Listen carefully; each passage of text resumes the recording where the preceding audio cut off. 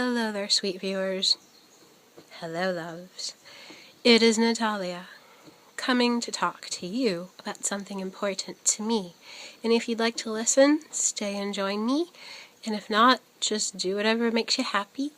And I really have a voice about this particular subject. So I feel like I'm speaking to somebody out there who really needs to hear this, okay? Alright, I'm diving in. I don't know what it's like for you all, because everybody has a completely different history, upbringing, parents, programming, place in the world that they lived that brings them right here. I'm going to talk about me for a bit and my background and what I'm dealing with. Let me look at this real quick. Yeah, the mental state of abuse, and then being able to move forward from that and live a healthy, happy, successful life.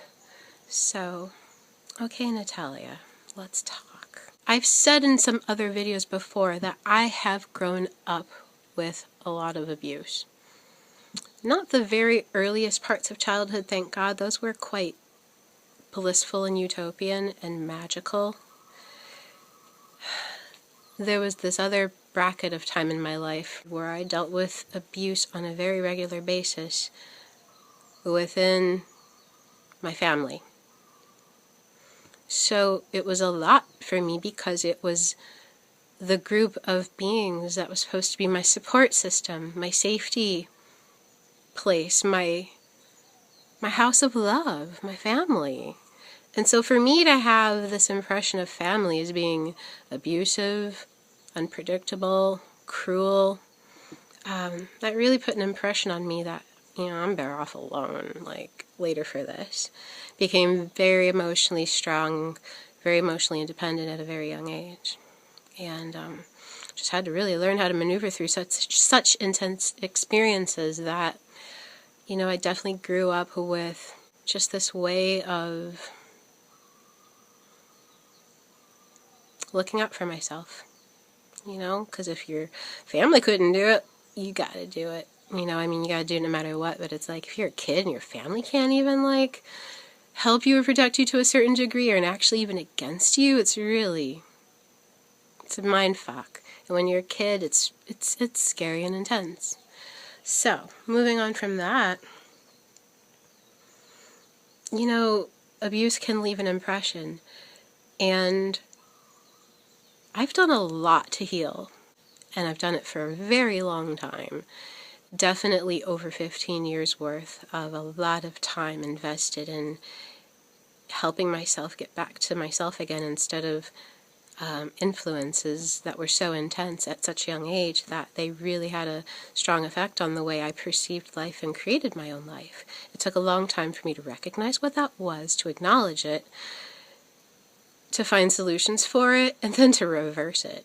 And reversing it just took a lot of persistence, a lot of saturating myself with the things that were good for me, the things that I deserved, and relearning how people are, family really is meant to be, relearning how to love myself more than anything, relearning what life and God are to me, quite honestly. Because if people were failing me, I had to find some faith in a higher power that was totally taking care of me, that got me through all of that in the first place. And so I definitely took a lot of effort to get out of that experience and create a new life for myself, and I certainly have.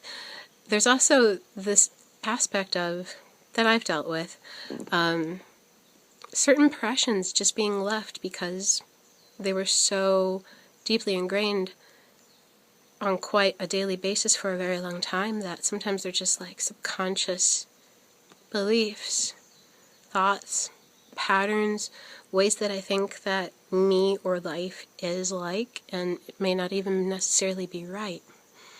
And so I notice those things when I try to create new things and I struggle with it, or I just struggle in a certain area, period. And I'm like, okay, what belief is holding me back? Because if it's coming from a really hurt place from a really long time ago, and certain tendencies are coming up that are showing me like that I want to look out for myself in a certain way that reminds me of how I looked out for myself when I was a kid and I had to protect myself, and an alarm goes off and I'm just like, okay, Natalia, we gotta figure this out and find a new way to deal with ourselves in life and these feelings and these beliefs, so we don't act on a default setting.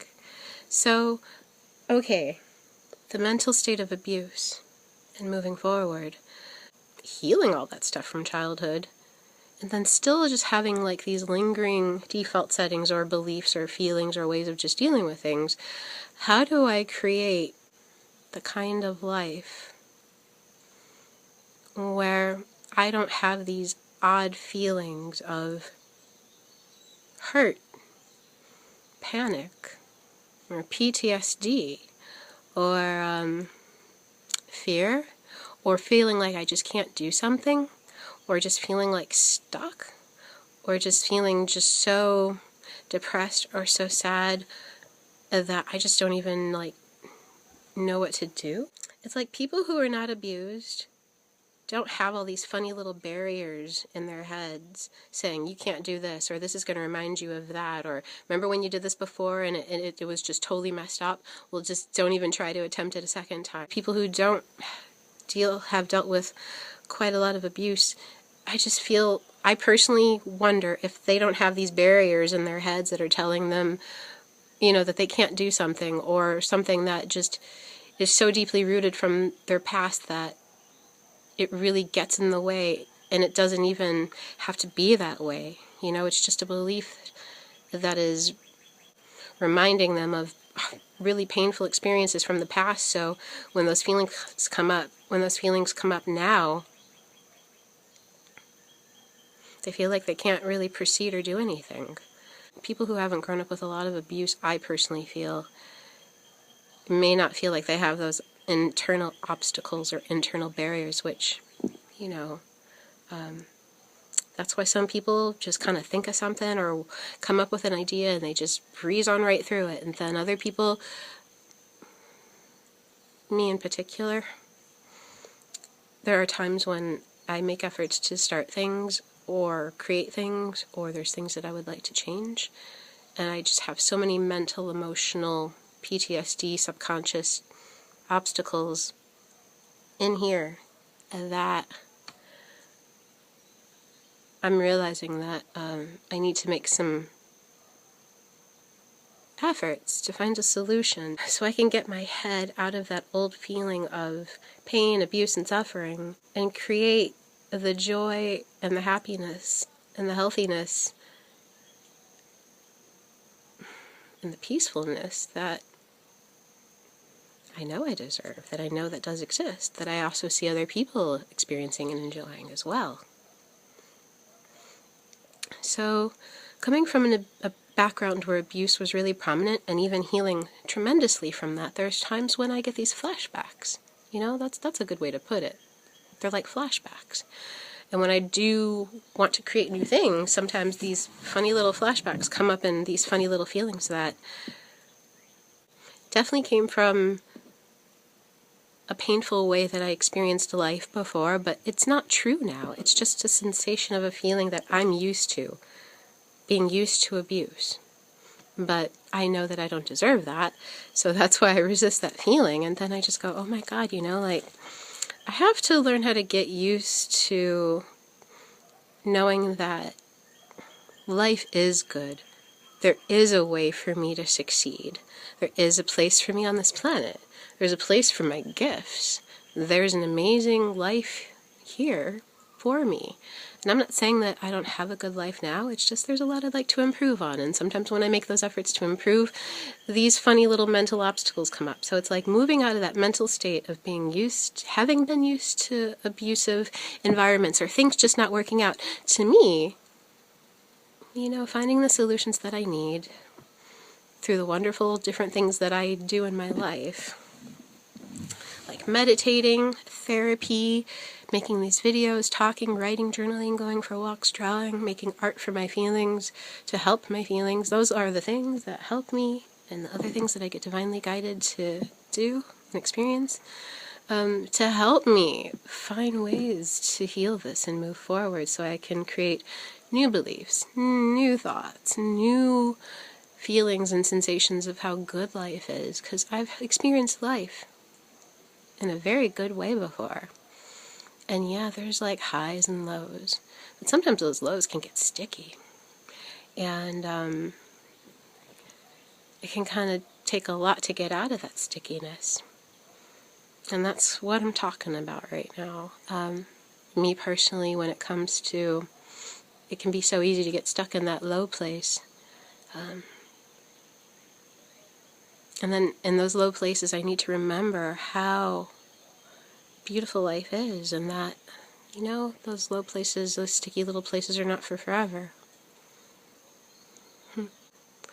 And so I speak to those who've ever had a history of pain or abuse or torture or mental emotional illness or abuse, and who are trying to heal from that and make a better life for themselves without carrying the weight of thinking of fear or hurt or trauma, or just being so used to pain and suffering that they can't make a good life for themselves. You can make a good life for yourself.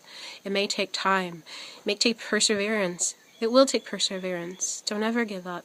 It may take getting in touch with your intuition, or asking for help, or finding that help, or just knowing already what that help is, but may not be knowing how to get there, and giving yourself that chance to know that you will get there.